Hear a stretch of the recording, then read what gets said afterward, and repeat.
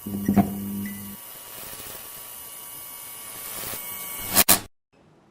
guys, balik lagi di Baller Bro Podcast. Kali ini gue kedatangan tamu spesial. Ini seorang champion di tahun ini, di IBL 2021 ini. Udah pernah 3 kali champions juga. Udah pernah diundang main di timnas juga. Udah banyak banget deh pengalamannya. Pemain dengan sejuta pengalaman. Kita sambut aja langsung Afan Saputra. Hey bro. Gila. Halo bro. Jadi sekarang sibuknya apa nih bro? Gua sih sekarang lagi menikmati waktu kosong aja ya. Ya, menikmati waktu kosong ya. Udah menang bro. Apalagi yang perlu dikejar gitu loh. Dan gue juga dapat ini nih kita ada benda spesial nih kemarin ini yang diangkat-angkat pas ini nih dibawa langsung sama Afan Saputra kita di sini. Dia sebenarnya cuma mau nyombong aja kayaknya. Iya, biar mejanya nggak kosong-kosong Iya, banget. elah. Gua Iya. agak nggak sakit mata kalau lihat. Iya. Jadi siapa sih yang nggak kenal Afan Saputra? Banyak, Mas. Banyak. Banyak. Enggak dong, pasti udah kenal lah. Udah berapa kali lo dapet Champions? Ini champion ketiga gua. Champions ketiga lo. Terus udah pernah dipanggil timnas juga ya? Pernah. Iya. Jadi udah banyak banget pengalamannya. Gua hari ini pengen kita ngobrol-ngobrol santai. Gua udah siapin list of questions-nya juga. Ada beberapa questions dari followers juga, nanti jawab-jawab. Asik-asik aja kita ngobrolnya. Banyak tuh pasti pertanyaan. Banyak fansnya. Oke, kita mulai aja dari questions pertama. Gimana sih awal suka main basket? Dari kapan tuh? Gue suka main basket tuh dari SD kelas 5 kelas 6, tapi cuman suka aja karena suka masukin bola kering gitu loh. Iya, iya. Nah, terus baru SMP itu baru benar-benar kayak ikut ekstra di sekolah. Terus habis itu ya awalnya atletik. Tapi atletik kan maksudnya kayak ya gitu-gitu aja ya, lompat jauh, lari gitu pernah ikut juga sih. Tapi Itu waktu atletik itu dia jadi nyampe kompetisi juga? kalau nggak salah tuh gue pernah sampai provinsi deh. Gila. Berarti emang gen atletnya udah dari dulu ya sebenarnya ya? Ya lumayan lah gitu. Maksudnya dulu lompat jauh sama lari sih gitu. Terus ya SMP itu lebih ke basket sama volley sih sebenarnya. Soalnya kan itu ada timnya kan di SMP. Jadi ya ikut basket, ikut volley juga gitu. Posturnya juga mendukung. Jadi dari dulu udah tinggi gitu? Tingginya sih kalau di antara teman-teman gua ya lumayan lah. Gua ada yang tinggi juga, cuman ya lumayan, maksudnya nggak yang kecil ya, bukan yang kecil gitu. Ya terus akhirnya ya gua dapet beasiswa buat masuk SMA dari basket. Dulu sempat main di ini juga apa namanya? DBL juga. Iya, Jadi DBL. dari situ juga ini nih basket nih enak, seneng gitu mainnya gitu. Jadi ya keterusan aja gitu. Jadi kayak backgroundnya orang tua tuh atlet juga atau apa tuh? Enggak sama atlet, sekali. Enggak ada atletnya sama Nggak, sekali. di keluarga awalnya juga enggak ini juga. Apa sih basket itu kayak gimana sih gitu, awalnya orang tua begitu kan. Terus pas udah lihat pertandingan, oh ya udahlah, maksudnya kayak permainan yang maksudnya bukan yang aneh-aneh gitu loh, permainan yang oke juga, yang bagus juga lah buat apa anak ini gitu. Terus akhirnya ya udah dibiarin aja main basket. Terus ternyata buat masuk SMA dapat beasiswa dari basket juga gitu, ditawarin. Jadi kayak lumayan lah membantu orang tua juga kan. Jadi menghasilkan, makanya diizinin ya. Kayaknya sih begitu.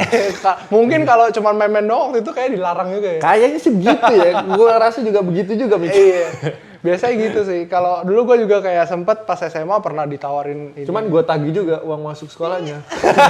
Lumayan ya. Lumayan. Lumayan benar-benar. Iya, buat jajan. Oke, lanjut lagi. Pertanyaan selanjutnya, tahun depan kan memperingati 10 tahun Afan di Satria Muda. Apa sih perasaannya? Gue juga baru tahu nih, ternyata nih Afan Saputra udah 10 tahun udah berkarir di Satria Muda ya. Iya. Tahun depan ya masuk. Tahun ini ya tahun depan? Tahun ini ya? 2022. 2022, berarti tahun depan ya udah 10 tahun gitu ya? Ya, tahun 2022 nanti itu 10 tahun, ini 9 tahun. Belum 9 tahun sih, September besok tuh 9 tahun. Jadi ya puji Tuhan masih bisa diberi kesempatan ada di tim Satria Muda sampai sekarang. Itu ya semuanya karena apa? Karena yang di atas lah gitu. Ya memasuki 10 tahun itu juga gue merasa kayak bersyukur banget bisa berada di titik ini gitu kan, karena nggak semua orang bisa gitu loh Betul. dapat seperti ini gitu. Jadi rasanya tuh kayak ya seneng banget gitu, tapi ya semua ini bukan karena gue juga, karena Tuhan yang di atas gitu. Gila, gue baru tahu ternyata samanya udah 10 tahun dan pencapaiannya juga udah lumayan banyak ya gitu. Kayak udah 3 kali champion masuk. Kalau nggak di sini soalnya.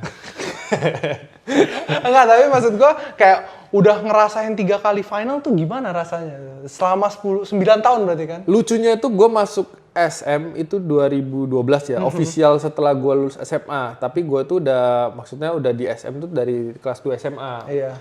Nah, tapi karena gue SMA masih di Surabaya, jadi gue tuh baru bener-bener masuk ke squad SM tuh 2012, musim setelah gue lulus SMA. Tapi 2012 itu, waktu gue masih SMA itu SM udah juara itu. Juaranya di Jogja, gue inget banget. Gue juga sempet foto bareng owner, bareng pemain-pemain Satria Muda waktu itu. Cuman gue kan masih kecil ya, masih SMA. 2012, SM juara, terus setelah masuk musim berikutnya itu gue masuk SM. 3 tahun kemudian, itu baru gue bener-bener juara di skuadnya SM 2015. Ngerasain berarti setelah 3 tahun main basket langsung udah dapet champion tuh tahun Iya, itu? dapet.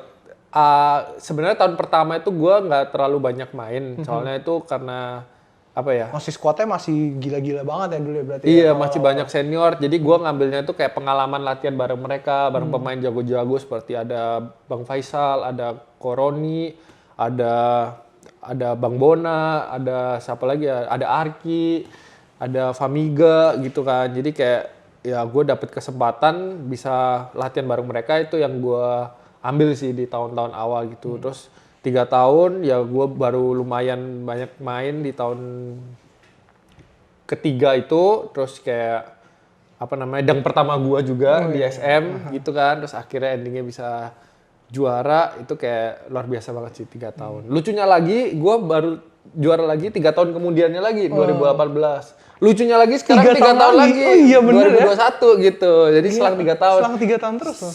Ya semoga aja nggak 2024 ya. Iya. Berarti bener, jangan-jangan angka 3 angka hoki lu nih bro. Gila. Aduh. 3, 4. Gua anak ketiga sih. Oh nah lo. Gua anak ketiga. Mendingan tahun depan ganti jersey, nah 3 bro. Siapa tahu jadi makin hoki. Loh, awalnya gua nggak pakai nomor 23 Oh di iya. SM. Kenapa tuh? Apa sih arti sekarang ini dari pertanyaan personal dari gue ya. Apa sih arti nomor 23 nih? 23 ya. Awalnya tuh gue tuh suka nomor 7. Oh. Nah, cuman nomor 7 itu udah nomor salah satu pemain legendnya SM yang udah dinaikin, Mas Iboy, Eriano lah. Itu udah nomor 7 jadi nggak bisa dipakai kan di SM. Tapi sebelum gue juga kata itu udah banyak yang mau pakai dan nggak bisa. Ya udah, apalagi gue kan yang baru masuk waktu itu kan. Terus ya udah, gue mau pakai nomor 25 awalnya. Gue pakai tahun pertama gue pakai nomor 25. Kenapa? Karena gue datang ke SM itu tanggal 25 September 2012. Oke. Nah, jadi soalnya nomor yang bagus-bagus itu udah diambil soalnya. Udah bro. dicek-cekin ya. Jadi gue pakai nomor 25 itu ya alasan aja sih, karena hampir disangkut-sangkutin aja sama datangnya. Terus gue bareng sama Kevin tanggal 27 September. Iya. Jadi dia nomor pertamanya juga 27. Ya, kayak Casey Stoner ya. Iya. Iya. Nah, gue pakai 25. Terus akhirnya musim depan itu available nomor 23. Soalnya waktu itu Mas Agung Sunarko itu udah pindah kan. Awalnya gue masuk dia juga udah pindah ke Surabaya kalau nggak salah.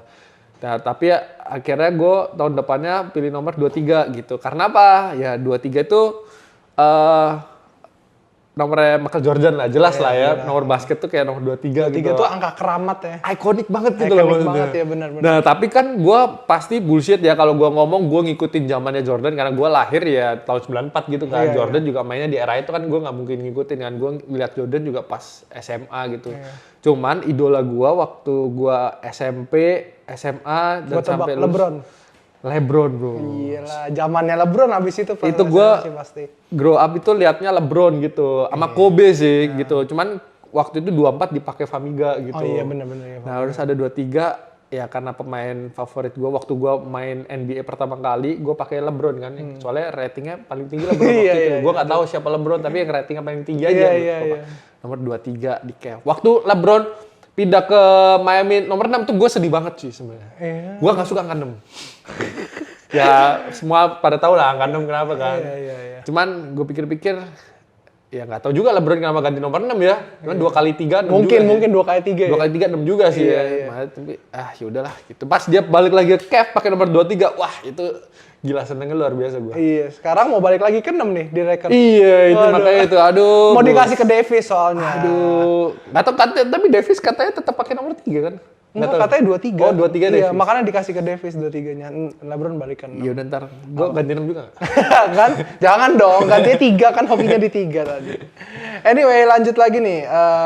Pertanyaan selanjutnya adalah siapa sih orang yang berpengaruh di karir basket lo? Kalau orang ya, orang pasti yang pertama orang tua ya. Iya. Jadi orang tua, soalnya orang tua gue pertama kali juga nggak, ini apa sih basket, terus baru melihat pertumbuhan gue gitu, pertumbuhan kayak tumbuhan nih. Gue masa SMA dapat beasiswa dari basket, terus di SMA pun gue ditawarin saat SM juga kan. Waktu itu gue menang kejuaraannya bertanding di lapangan SM, gue ditawarin SM, terus dapat beasiswa lagi buat kuliah. Jadi kayak wih, orang tua gue mendukung banget gitu. Iya. Jadi orang tua yang paling berpengaruh sih di karir gue ya. Soalnya kalau lu ngelakuin sesuatu tapi orang tua lu nggak setuju kan kayak nggak enak ya. Nggak ada restu orang tua ya. Restu orang tua jadi penting banget berarti penting ya. banget bro. Terus kedua ya teman-teman gue juga support gitu, banyak yang support juga gitu. Jadi ya gue ngejalaninnya itu enjoy juga gitu.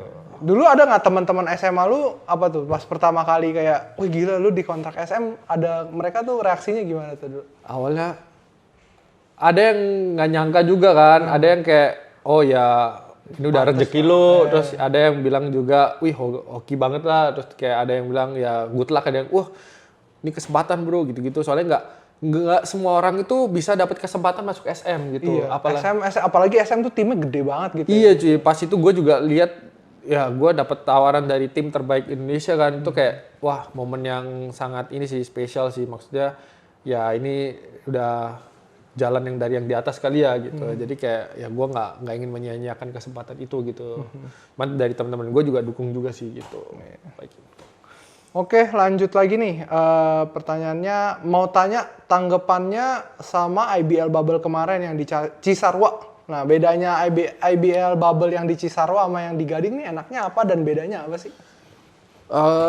Tanggapan untuk IBL Bubble tuh gue sama IBL gue kasih jempol deh. Gue kasih jempol 5 deh kalau bisa. Gue tambahin. Gue 6 sama nih. sepatu.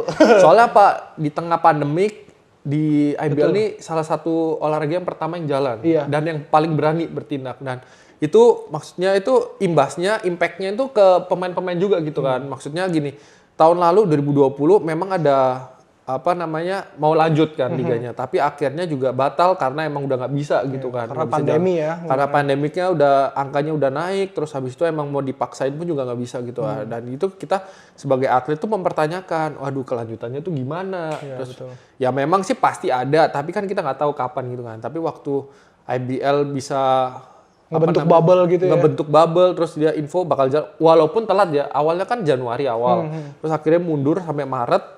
Tapi Maret pun tetap jalan itu, menurut gua sih kayak wow, ini maksud gua ya bagus, cakep banget lah. Protokol kesehatannya tuh di sana ketat banget gitu. Wah ketat banget, parah bro, parah ketat banget. Lagian juga di situ nggak boleh ada yang masuk kan, kecuali semua tim di IBL sama IBL-nya gitu. Staff sama media iya gitu. Jadi benar-benar kalaupun lu dari luar masuk lagi tuh harus ada, nggak bisa langsung masuk gitu, ada prokesnya juga gitu. Iya. Ketat banget. Tapi gua acungin jempol karena kalau mereka nggak berusaha sampai di titik itu ya kita nggak tahu kapan tanding lagi kan. Betul gitu. betul ya. Terus apa ya? Menurut gua bedanya plus minus sih, kalau di Cisarua itu kan satu udaranya dingin ya. Iya enak ya. Udara itu kalau sore. Kalau pagi mah tetap ya, pagi siang tetap kalau panas. panas mah Indonesia juga panas-panas aja sih kalau menurut gue ya. Bukan di New York City bro, makanya beda ini Cisarua. Ya, cuman udara itu fresh aja, segar, nggak ada polusi itu betul, aja. Betul, iya. Cuman tidurnya sih nggak pakai AC ya. Jadi kayak dingin sih, tapi jam 2 malam pagi, jam 2 pagi dinginnya. Kalau awal-awal itu ya masih agak panas. Ya itu kalau gua sih ya. Tapi ya mungkin beberapa orang beda gitu. Terus cari makannya agak sedikit susah gitu. Emang kayak di IBL Bubble gitu kayak ngegojek gitu boleh? Boleh. Tapi ada kayak protokolnya juga, jadi dimasukin ke lemari gede gitu kayak kulkas, tapi isinya tuh kayak steril gitu. UV Iya, UV gitu ya. Di sterilin dulu terus baru diantar ke pemain. Terus itu pun juga lama gitu ini ya sterilnya, jadi nggak bisa langsung dimakan gitu, kayak 5-10 menit gitu lah. Nah terus habis itu kayak maksudnya susah itu pilihan makannya nggak banyak ya di puncak. Betul. Ya banyak, cuman kan karena kita nggak bisa keluar kali ya. Jadi kayak bener. Gojek-Gojek tuh yang bisa tuh kayak deket-deket tuh cuman ada KFC, pizza gitu aja sih kan. Pasti bosan selama 39 hari, Oh, bro. 39 hari ya kemarin? Total 39 hari. Gila sih, iya. Nah, kurangnya tuh ya sebenarnya kalau fasilitas sih memadai, ada kolam renang, ada sepeda, ada mainan pingpong itu oke lah gitu. Cuman ya jenuhnya sih karena mungkin lama aja sih karena kan belum pernah ya ini pertama kali tapi ya menurut gua sih pengalaman yang luar biasa sih. Experience-nya seru ya gitu ya. Experience-nya seru sih gitu. Kalau dibandingin Santika kayak di Kelapa Gading itu mungkin satu makanan lebih gampang ya Iya, karena di kota juga. Terus cuman kedua itu kayak ya hotel sama villa sih beda sih. Kalau villa itu kan kita ada ruangan buat nongkrong. Kalau villa itu kayak lebih ke apa ya rumah gitu kan. Kalau hotel kan tembok-tembok semua gitu Kamarnya kan. masing-masing gitu. Iya, tapi untungnya kemarin nggak sampai 1 bulan. Iya. Jadi Berapa kayak hari ya kemarin yang di sekitar 2 minggu lah. 2 minggu ya? 2 minggu lebih lah gitu. 17 hari lah kalau nggak salah. Menurut gua sih masih oke walaupun juga ada bosannya juga kan karena ya kan kita ini kan pakai jalur ekspres kan. Jadi nggak main di awal-awal iya, gitu. benar, iya, Jalur biasa. Enggak, jalurnya jago namanya.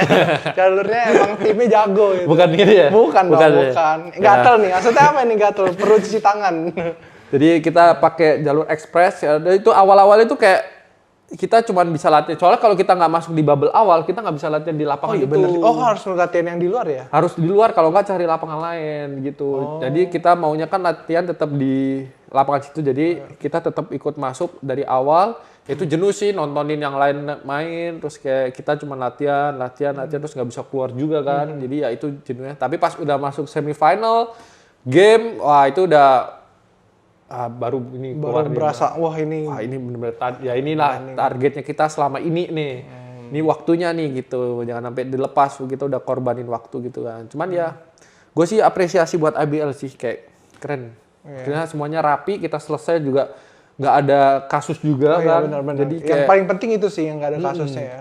kita udah prokesnya udah bagus, jadi tinggal musim depan lagi gimana gitu. Betul. Oke, lanjut lagi. Next question. Apa sih mentality yang diajarin sama tim SM dalam setiap pertandingan? Ini nih sebenarnya kayak apa ya? Gue juga jujur kayak penasaran gitu. Maksudnya nggak cuman dari rosternya yang oke, tapi kalau menurut gue tuh Satria Muda ini yang ditonjolin tuh bener-bener mentalitinya gitu. Maksudnya kayak apa sih mentalitinya dari tim itu yang mau ngebuat tuh sampai sebagus ini timnya gitu. Jadi mentalnya itu kita itu nggak diajarin ke setiap pertandingan ya, tapi kita persiapkan gitu jauh sebelum pertandingan itu. Jadi kita tuh mental tuh udah kita persiapin ketika kita latihan gitu. Jadi latihan itu adalah persiapan awal ngebentuk mental kita untuk di pertandingan gitu kan. Jadi SM tuh selalu nekenin latihan yang terbaik yang lu bisa, ya nanti itu akan kebawa ke game lu gitu. Ya contohnya buat penonton gini lah, kalau misalnya disuruh suicide gitu kan. Kalau yang nggak tahu susah itu jadi kayak lari seperempat balik, setengah balik, 3/4 balik, 1 balik. Itu buat anak basket itu paling neraka deh. Gue udah tahu deh. Namanya aja suicide kan. Bunuh diri namanya aja suicide gitu. Cuman itu kan memang nggak enak kan. Apalagi kalau dilakuin. Kalau sekali ya udah sekali. Tapi kalau misalnya berkali-kali itu kan pasti bikin capek, kesel, jenuh. Apalagi kalau misalnya udah kalah scrimmage terus pelatih nyuruh suicide itu kan makin ini kan, makin kesel gitu. Gemes gitu ya, kesel. Nah, contohnya di situ paling gampang suicide. Kalau misalnya kita ditargetin waktu, ya kita harus ngejar waktu itu kan. Walaupun nanti ya udah di atas waktu ini nggak apa-apa, tapi nggak ada yang mau gitu, nggak ada yang mau di atas waktu yang ditargetin. Semua itu harus kayak masuk gitu. Walaupun nggak masuk, tapi kita tetap harus finish apa yang udah kita lakuin di awal. Misalnya lu udah jalan, ya walaupun lu terakhir mau muntah, lu mau apa, tetap lu harus finishin sampai di mana lu start gitu. Itu yang itu akan kebawa lu ke di game gitu. Jadi sampai peluit belum habis, lu nggak akan berhenti bermain gitu. Itu mentalnya yang selalu diterapkan di Satria Muda. Jadi bukan hanya untuk pertandingan, karena mental tuh nggak bisa lu cuma diem terus nanti pertandingan lu bakal gini gitu. Belum bisa lah. Maksudnya Indonesia pun belum ada yang bisa seperti itu. Kita harus persiapin dulu latihan, terus yang benar. Latihan bukan hanya yang banyak, bukan hanya yang keras, tapi latihan yang benar gitu. Nah itu yang bikin kita punya mental yang nggak mau kalah sih. Yang mental sampai kita benar-benar kalau udah selesai semuanya, itulah. Baru boleh selebrasi Baru kalau udah selebrasi selesai. gitu. Jadi sebelum itu habis, kita nggak akan pernah nyerah itu sih. Sama satu lagi tuh kalau di latihan tuh selalu nggak ada yang mau kalah gitu. Jadi dari kompetitifnya tuh udah harus dari latihan. Dari gitu latihan diajarin. sih udah trash talk, terus kayak apa olok-olokan itu apa ya kalau bahasa Jakarta, kalau udah Kata-kataan gitu ya. Iya, udah kata-kataan, terus kayak udah gontok fisik, main fisik juga gitu. Bukan kasar ya, tapi kayak itu yang bikin lu kayak sama teammate gue tuh makin maju gitu kan. Jadi kayak anggapannya kayak ya besi sama besi itu besi menajamkan besi gitu lah. Kasarannya tuh gitu kan. Kalau lu terus nge-push teammate lu semakin bagus, lu nya juga akan ke bawah gitu. Jadi siapa ini yang paling suka trash talk di Satria Muda nih? Gue pengen tahu nih. Yang paling suka trash talk? Iya. Sebenarnya sih banyak. Banyak. Yang paling tuh ya gue juga termasuk sih. Gue suka banyak omong juga sih. Apalagi kan ya gue orang Surabaya kan, pasti ngomongnya agak sedikit kasar gitu kan. Gitu. Iya. Gue Loren kayak Hardi. Hardi juga suka nge-trash talk ya bro? Ya maksudnya bukan trash talk yang kayak. Iya, tapi kan maksudnya dia di bawahnya di lapangan tuh tenang-tenang gitu. Tapi Ya dia kalau lihat dia latihan sama si Coke, waduh gila.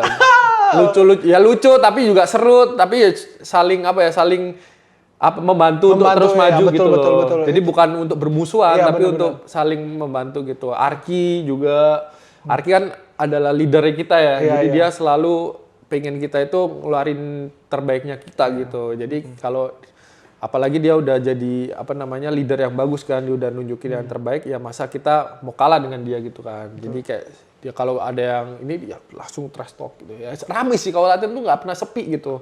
Rame gitu. Jadi kadang terdengarnya lucu, kadang juga ngeselin gitu.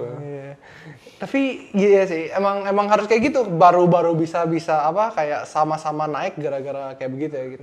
Besi menajamkan besi itu bagus banget sih.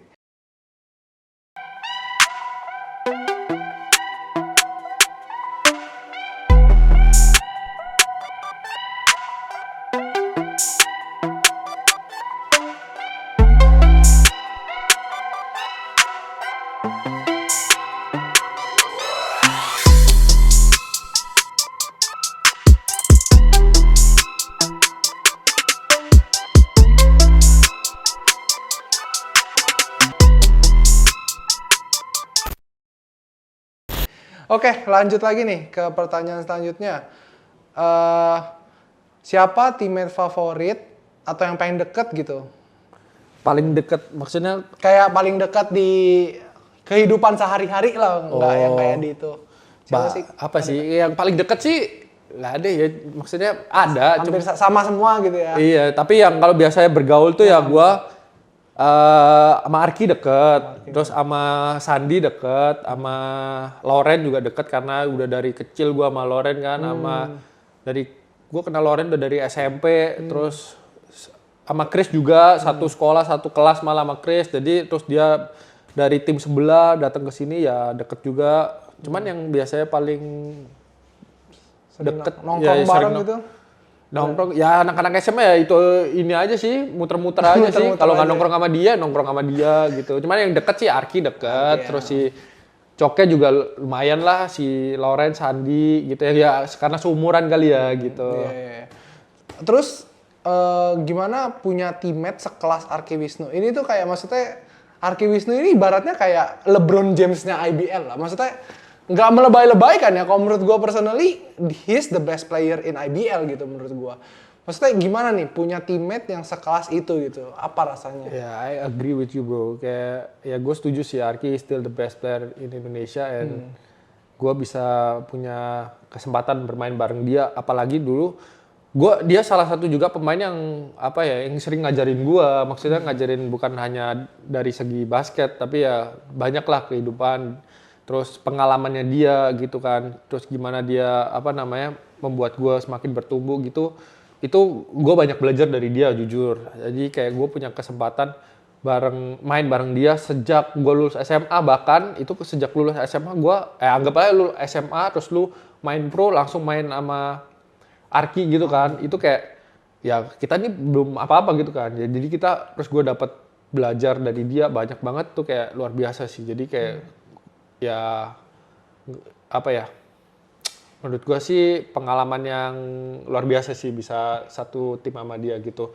Apalagi dia kan salah satu pemain terbaik di Indonesia ya. Mungkin sampai saat ini. Sampai saat ini sih menurut gue. Terus gue bisa latihan bareng dia, gue bisa jaga dia gitu. Jadi kayak anggapannya gue bisa belajar yang terbaik. Dia. Maksudnya jaga dia, terbaik, bermain sama dia kan otomatis gue jaga dia kan. Gue bisa punya kesempatan jaga dia di lapangan. Jadi jaga pemain terbaik di Indonesia nih. Jadi nanti pas gue pertandingan kan gue udah biasa nih jaga pemain yang terbaik. Jadi kayak kalau misalnya ada yang di bawah itu ya gue nggak terlalu sulit. Kasarnya begitu loh. Bener. Terus gue kan lu katanya udah deket nih sama Arki. Ada nggak kebiasaan aneh dia nih? Misalnya kayak sebelum main atau misalnya kayak ada pas training gitu, ada nggak kebiasaan aneh dia? Atau misalnya kayak dia punya ritual-ritual khusus gak sih? Gitu. Arki itu. Apa ya? Dia tuh biasa-biasa aja orangnya ya? Biasa-biasa aja. Kayak kita makan nasi dia. makan nasi. Makan nasi. Banyak pula. Makan nasi, makan mie, ya banyak sih. Ya, cuman dia orangnya ini sih. Sebenarnya nggak banyak omong. Kalau misalnya apalagi kayak mau pertandingan gitu, dia nggak terlalu banyak omong, tapi dia tunjukin lewat ini permainannya dia gitu. Jadi kayak ya yang berbicara itu skill mental sama leadernya dia sih yang berbicara di lapangan. Jadi dia sebenarnya orangnya nggak banyak ngomong gitu di luar lapangan. Kalau di luar lapangan sama kita rame, ya kayak main kartu, terus kayak hangout gitu rame. Cuman kalau pas mau pertandingan juga dia nggak terlalu banyak omong. Yang penting dia bermain yang terbaik buat timnya menang sih gitu. Dia kayak dengerin musik gitu biasanya atau enggak? Ada lah. Ada biasanya dengerin musik gitu atau makan gitu biasanya enggak ya?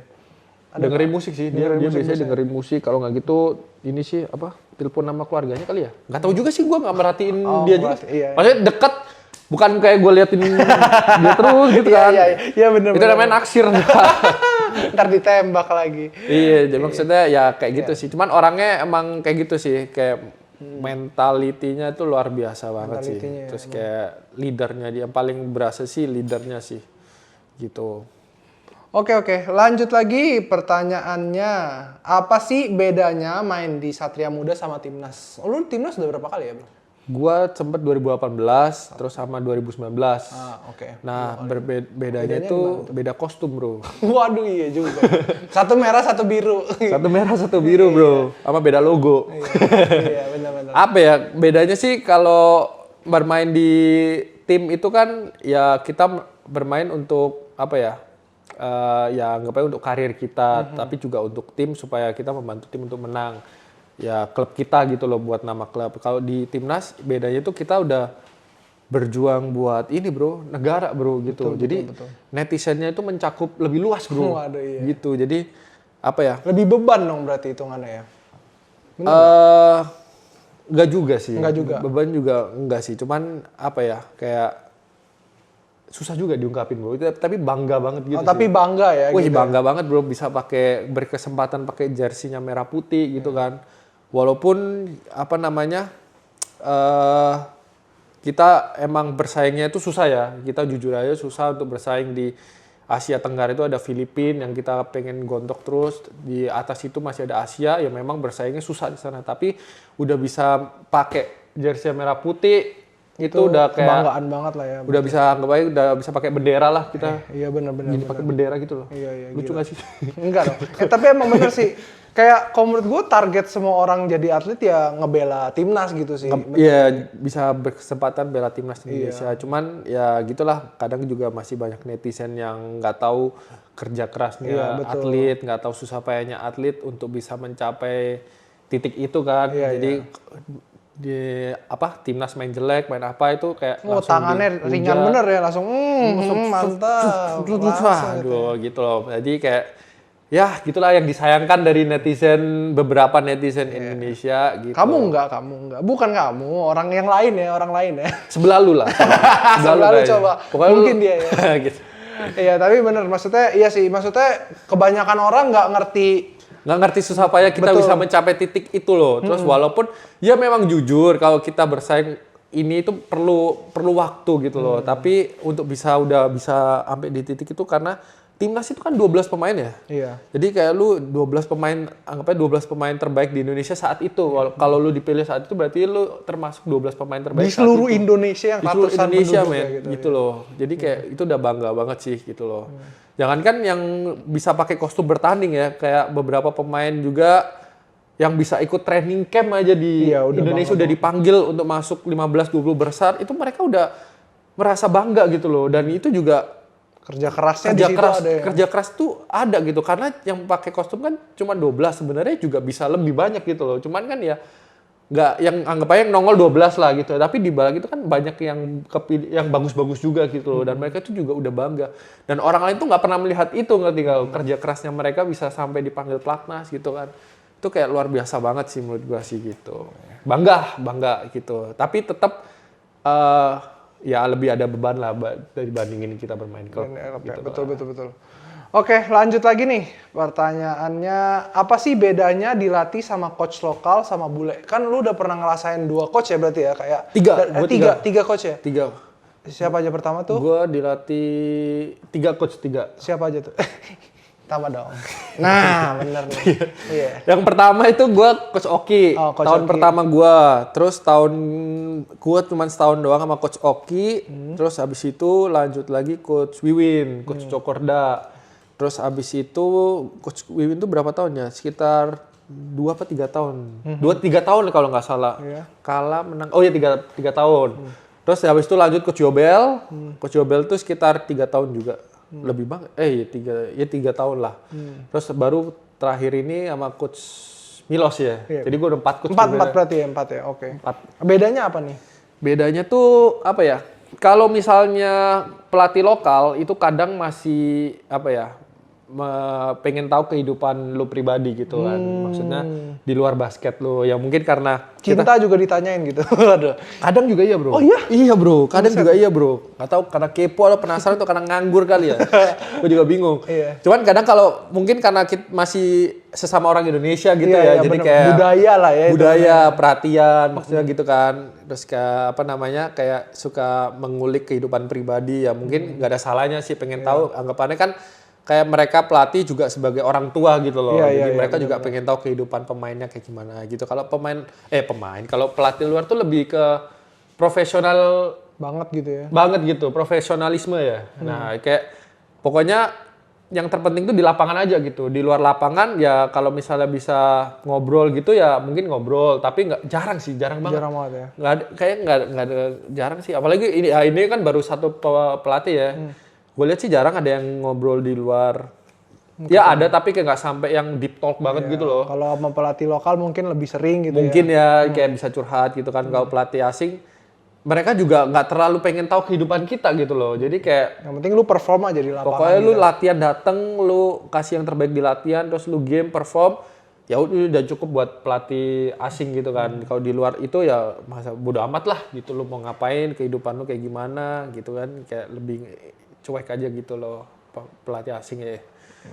Ya ada plus minusnya lah berarti ya. Ada plus minusnya gitu sih. Itu kalau menurut gue ya, mungkin kalau pendapat orang lain mungkin ada berbeda gitu. Netizen jangan disamain. Iya.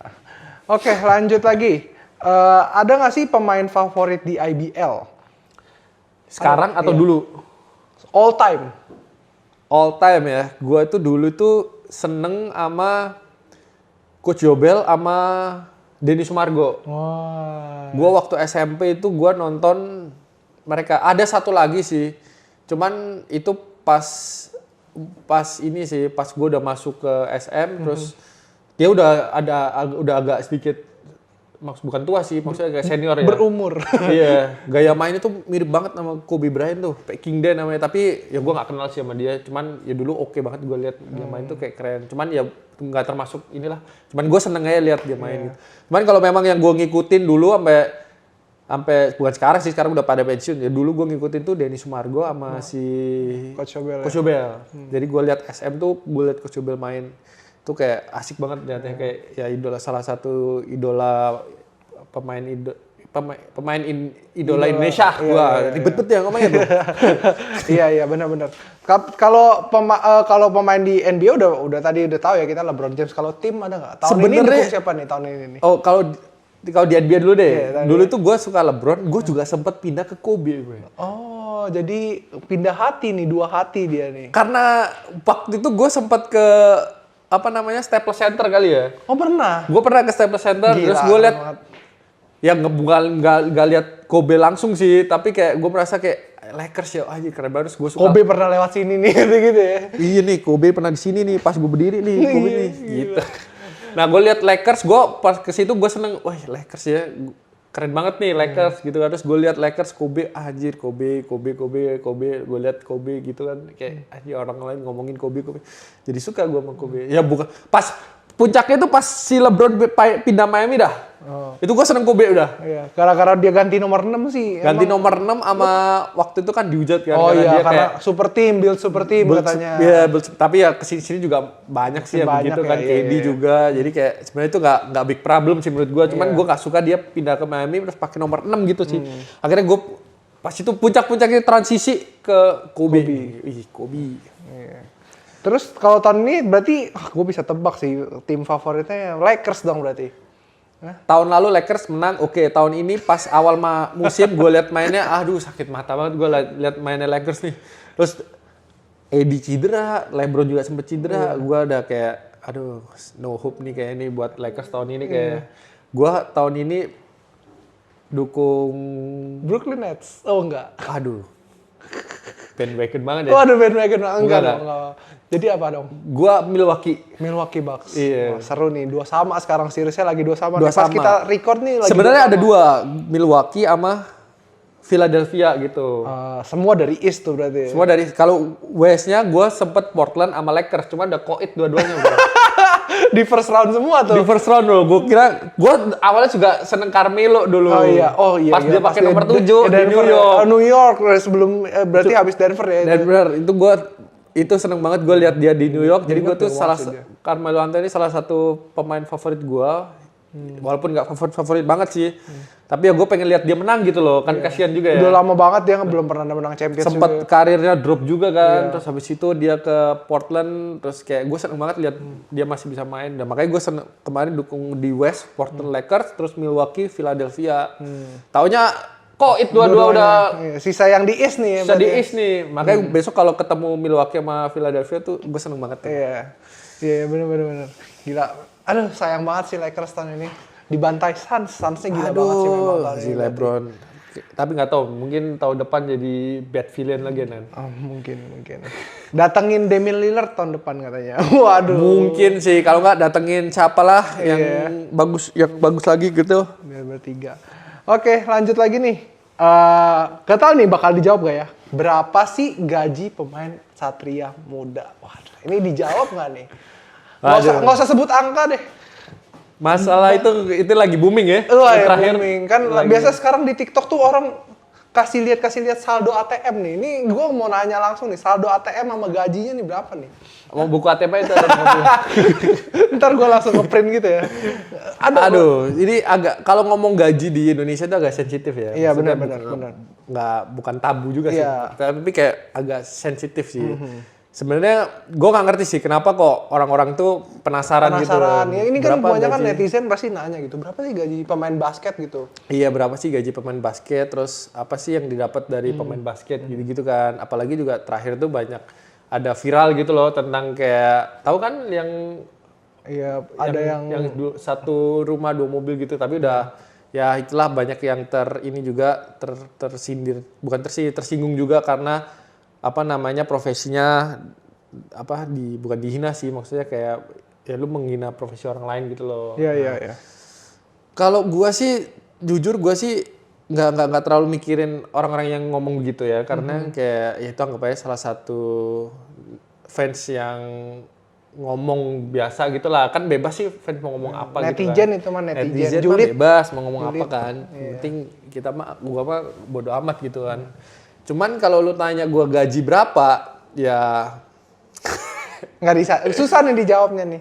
Tapi maksudnya kayak cukup lah ya gitu, maksudnya untuk lu sehari-hari, untuk ada tabungan, untuk punya properti dan segala macam cukup. Sebenarnya itu kalau sebagai atlet ya memang semua orang butuh duit, tapi yang dicari itu kan prestasi ya. Betul. Jadi kalau lu ngejar uang, ngejar duit itu nggak ada habisnya, bro. Iya benar. Dan lu nggak akan pernah bersyukur dengan apa yang lu dapet gitu Iya, kan. betul. Tapi kalau lu ngejar prestasi, lu ngejar apa kesenangan lu, kayak lu main basket ini kan karena lu seneng basket kan. Kalau lu cuman main basket karena untuk bayarannya aja, ya itu lu nggak akan dapat kesenangan yang bermain basket itu kan. Tapi kalau lu seneng main basket, lu ingin berprestasi di situ, terus lu ingin mengembangkan basket lu gitu, itu lu nominal atau uang itu akan lu Bonus lah. kesampingin. Itu jadinya bonus. Itu akan jadi bonus dan itu akan ngikutin lu, itu akan ngejar lu. Bukan lu yang ngejar uang, tapi uang yang akan ngejar lu gitu. Jadi emang buat fokusnya jangan ke uang gitu ya. Iya. Kalau lu tanya, misalnya netizen tanya, lu gaji lu berapa? Gaji gue berubah-berubah bro. Dari gua awal masuk ke SM, pertengahan sampai sekarang. Ya beda-beda gajinya gitu loh. Dan sekarang pun juga di tim lain pun juga beda gitu. Nggak sama dengan apa yang di SM punya gitu loh. Terus ya memang ada perbandingan gitu kan. Tapi kan nggak semua itu bisa dinilai dengan uang gitu loh. Betul. Apa yang lu bisa dapat, apa yang bisa lu miliki sekarang, kalau lu syukuri, ya itu lu bisa menikmati. Tapi kalau misalnya apa yang lu punya sekarang, lu iri hati pada orang lain, Nggak puas-puas ya gitu. nggak puas-puas, terus lu nggak mensyukuri, ya lu nggak bisa menikmatin harta lu nggak bisa menikmatin hasil lu gitu kan. Jadi kayak buat apa lu nanya gaji pemain basket berapa? Buat apa lu nanya duit lu berapa gitu kan? Itu kayak ya bukan gua nggak mau jawab, gua sih mau jawab aja. Kalau gua jawab gaji gua $10.000 emang lu percaya? Enggak juga kan? Ya emang enggak sih gaji gua segitu. Iya. Ya nggak segitu gitu loh. Cuman kan Nggak apa-apa, lanjut aja.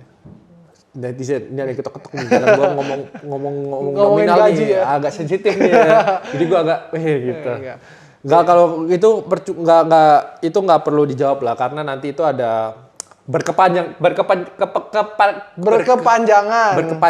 Nanti netizen banyak yang bilang cuma segini, gede juga ya. Gede salah, kecil salah. Gede salah, semua kecil salah. Nanti nggak worth it nih. Apa semua itu kalau dinilai dari uang tuh nggak ada habisnya, bro. Intinya kita harus doing yang apa yang kita suka aja, dan nanti tuh kalau emang kita suka, duit bakal ngejar kita juga gitu ya. Iya, bro. Apalagi kalau lu misalnya pindah haluan karena misalnya lu fokus di satu hal yang lu suka gitu kan, tapi lu ditawarin hal lain gitu, duitnya lebih banyak, lu ngejar duitnya. Tapi lu duitnya lebih gede, tapi lu nggak akan seneng, maksudnya tertekan, gitu, ya. maksudnya apa, karena kesenangan lu itu di tempat yang lu seharusnya gitu loh. Nah, kalau lu bisa bersyukur dengan itu, ya nanti pasti ada lah jalannya, pasti ada berkatnya, itu pasti ngalir. Gitu loh. Jadi jangan semua itu dinilai dengan uang, walaupun kita juga butuh uang ya. Iya dong. Betul nggak, bro? Perlu lah, tadi dia makan bayar pakai uang. Oh iya, bro. Ya, lanjut lagi nih, dari @amrik_hari. Kira-kira masih mau tetap bela SM atau hijrah bela tim lain nih? Gimana? 4, Arki keluar. Nah, itu apa sih yang diterapin gitu loh? Maksudnya mentality apa yang yang ada saat itu gitu loh, di game terakhir itu?